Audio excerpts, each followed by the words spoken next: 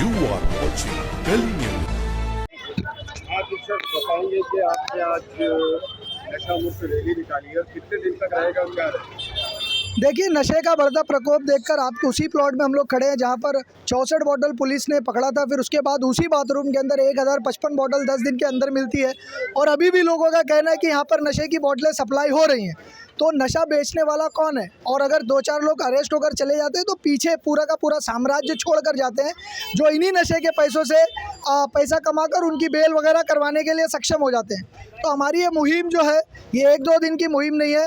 अब इंशाल्लाह जब तक नशे के पेडलर्स पूरी तरह से पकड़कर जेल की सलाखों के पीछे नहीं चले जाते, नशा बेचने वालों के लिए ऑल इंडिया मजलिस इत्तेहादुल मुस्लिमीन, हमारी जमात जो है जीरो टॉलरेंस की पॉलिसी अपनाने जा रही है। और कंटिन्यू ये हमारा जो जन जागृति अभियान जो चल रहा है, ये हम लोग तकरीबन 20 दिन चलाएंगे और उसके बाद और भी दीगर नशे को लेकर जो प्रोग्राम्स है ये कंटिन्यू चलते रहेंगे।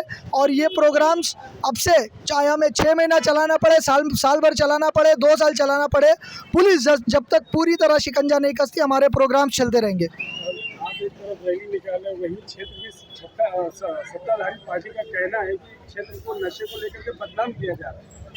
देखिए, नशे को लेकर बदनाम किया जा रहा है, ये तो वो बात हो गई कि भाई अगर मेरी चाची की मूछें होते तो मैं उनको चाचा कहती, तो ये बेवकूफ़ी की बात है। और ये गोवंडी हमारी है, बच्चे हमारे हैं, मैं रहता हूँ गोवंडी में, हम सब गोवंडी में रहते हैं, हमारे बच्चे रहते हैं।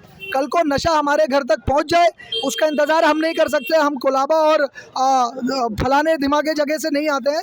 तो पॉलिटिक्स की बात नहीं है इसके अंदर, गोवंडी के अंदर नशा है।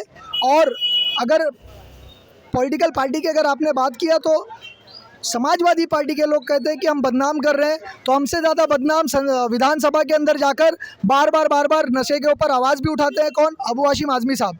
लेकिन विधानसभा में हमारी शिकायत ये कि आप विधानसभा में बोलकर चुप हो जाते हैं। आइए सड़क पर हमारे साथ, हम आपके साथ आते हैं, सड़क पर बैठते हैं, प्रेशर क्रिएट करते हैं पुलिस पर, प्रशासन पर, ताकि ये नशा बेचने वालों पर सख्त से सख्त कार्रवाई हो और ये यहाँ से पलायन करने पर मजबूर हो जाएँ। ये पहले एमएलए का इलेक्शन था, जब नशे के खिलाफ भूख हड़ताल पे बैठे थे।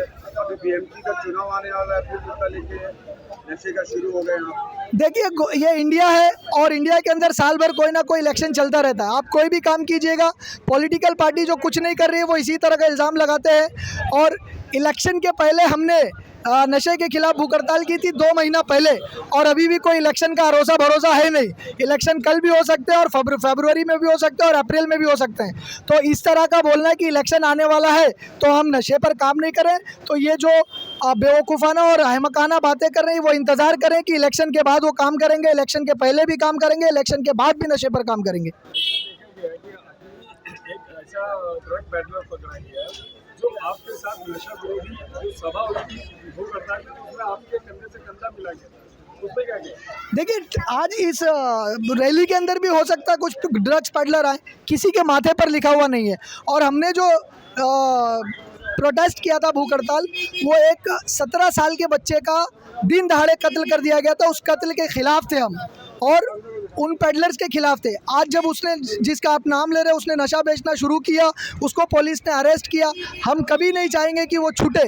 हम तो पुलिस को कह रहे हैं स्ट्रिक्ट एक्शन ले और इसके पीछे जो लोग हैं उसकी इंक्वायरी करें। मैं बोलता हूँ कि अगर अपोजिशन ये इल्ज़ाम लगाता है कि उसके पीछे मैं हूँ, तो पुलिस सख्त से सख्त कार्रवाई करे, इन्वेस्टिगेट करे, और मैं भी हूँ तो मुझे भी सख्त से सख्त सज़ा मिले। इसकी इन्वेस्टिगेशन होना चाहिए, चैन कटनी चाहिए नशा बेचने वालों की। जैसे जो उसी बाथरूम में 64 बॉटल पकड़ी गई थी, वहाँ पे 1055 आपने पकड़ी है, तो ये पुलिस को नहीं दिखा था क्या? नहीं, अब ये देखिए, पुलिस उसके ऊपर एफआईआर लेगी, पुलिस एफआईआर में क्या लिखती है पता नहीं, लेकिन हमने पकड़ा नहीं था, पकड़ में आ गया था। हमने रैंडमली वहाँ पर बाथरूम की गंदगी दिखाने के लिए गए थे और लाइव वीडियो के अंदर जो बॉक्सेस देखे गए, बॉक्सेस को खोला गया तो उसके अंदर कोरेक्स की 1055 बॉटलें मिली। और मैं अभी भी आज के डेट में भी कहता हूँ कि अगर कई बाथरूम ऐसे हैं जहाँ पर अगर खोल कर देखा जाएगा तो कहीं ना कहीं कोरेक्स की बॉटलें, कहीं एमडी, कहीं गुटखा ज़रूर मिलेगा। नहीं है ना, आशना नहीं है। सबको पता है कि दुनिया क्या खेल खेल रही है। मैं नेशनल की, हिंदुस्तान की, बम्बई की और गोवंडी की बात नहीं करूंगा, बल्कि इंटरनेशनल लेवल पर अगर आप देखें तो नस्ल कशी का काम चल रहा है। और यही ये ड्रग्स के ज़रिए हमारे महलों में हमारे नौजवान बच्चों को बहका कर और उनको वर्गलाया जाता है। माँ बाप के ख़िलाफ़ कम उम्र में 10, 12, 14 साल के बच्चे घर से झूठ बोलकर, घर से पैसा चुराकर और नशे की आदत में मुब्तला है। उनको फाइनेंस भी किया जाता है, उनको वर्गलाया भी जाता है, उनकी जहन साजी भी की जाती है कि उनको क्या करना है। लेकिन हमारा इस्लाम एक वसी मज़हब है, एक फितरी मज़हब है, एक नेचुरल मज़हब है। उसने कानून दिया है जिसका कोई दुनिया के पास जवाब नहीं, तोड़ नहीं। उसने ऐसा कानून दिया है कि तुम जहाँ रहते हो, तुम्हारे दाहिनी तरफ, बाईं तरफ, सामने और पीछे के 40-40 घर तुम्हारे पड़ोस है। तो मैं लंबी तकरीर नहीं करूँगा।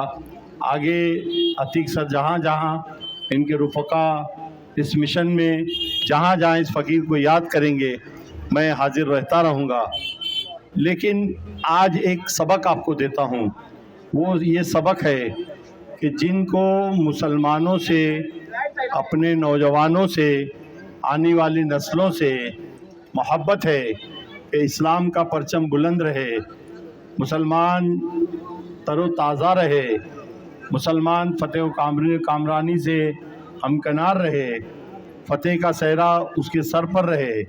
तो मेरे भाइयों, एक मेरे से छोटे से आदमी से एक सबक ले लीजिए, और वो ये सबक है कि अपने राइट, अपने लेफ़्ट, अपने सामने और अपने पीछे के 40-40 घरों की खबर रखिए, और उसमें कौन रहता है, क्या करता है, खाता है या पीता है, भूखा सोता है, उसके अंदर, घर के अंदर क्या तकलीफ़ है।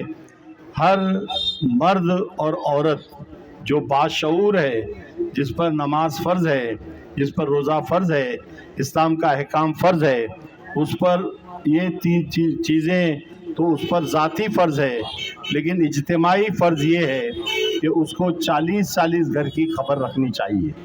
अगर ये जहन आप आज की इस रैली से लेकर निकले तो अपने आस-पास में जो है, जो हो रहा है, जो ड्रग्स का शिकार है, जो वर्गलाया जा रहा है, उसको मोहब्बत से करीब करो, उसके घर की खबर लो, उसकी ज़ाती ज़िंदगी में इंटरेस्ट लो, और उसके बाद जो आपको मदद चाहिए अतीक सर के पास आओ, इनके रुफ़का को बुलाओ और इनकी मदद लो। ये फ़कीर भी आप गोवंडी की सरज़मीन पर रोज़ाना शाम को मगरिब से रात को 12 बजे तक हाजिर रहता है। मेरे पास भी आओ, मैं इंशाअल्लाह अज़ीज़ जो भी अल्लाह ताला ने इस्तिताअत अता की है, हिम्मत अता की है, तो उससे इंशाअल्लाह अज़ीज़ हर मुमकिन मदद करने की कोशिश करूँगा। लेकिन ये सबक याद रखिए कि अपने अतराफ़ का जायज़ा लीजिए और अपने आप अतराफ़ को सुधारने की कोशिश कीजिए। इसलिए कि तामुरूना बिल मारूफ़ व तनहौना अनिल मुनकर, भलाई का हुक्म देना, तो नमाज़ पढ़ना अच्छी बात है, नमाज के लिए बोलना अच्छी बात है, कुरान सीखो अच्छी बात है, नेकी की दावत देना अच्छी बात है, लेकिन ईमान की कसौटी नेकी की दावत के साथ साथ बुराई के रोकने पर है। इसलिए बुराई रोकने की हर मुमकिन कोशिश करनी चाहिए। मैं उम्मीद करता हूँ कि यहाँ जो लोग हैं वो इंशाअल्लाह अज़ीज़ मेरी आवाज़ पर लब्बैक कहते हुए अतीक सर के साथ देंगे, और ये नहीं देखेंगे ये पॉलिटिकल बनकर आ रहे हैं हमारे सामने, कोई पार्टी लेकर आ रहे हैं। पार्टी को तो अल्लाह इज़्ज़त देगा, जो उसके मुक़द्दर होगा वो होगा, लेकिन हमको अपने सुधार की, अपने इलाके के सुधार की इंशाअल्लाह कोशिश करनी चाहिए। वमा अलैना इल्लल बलाग।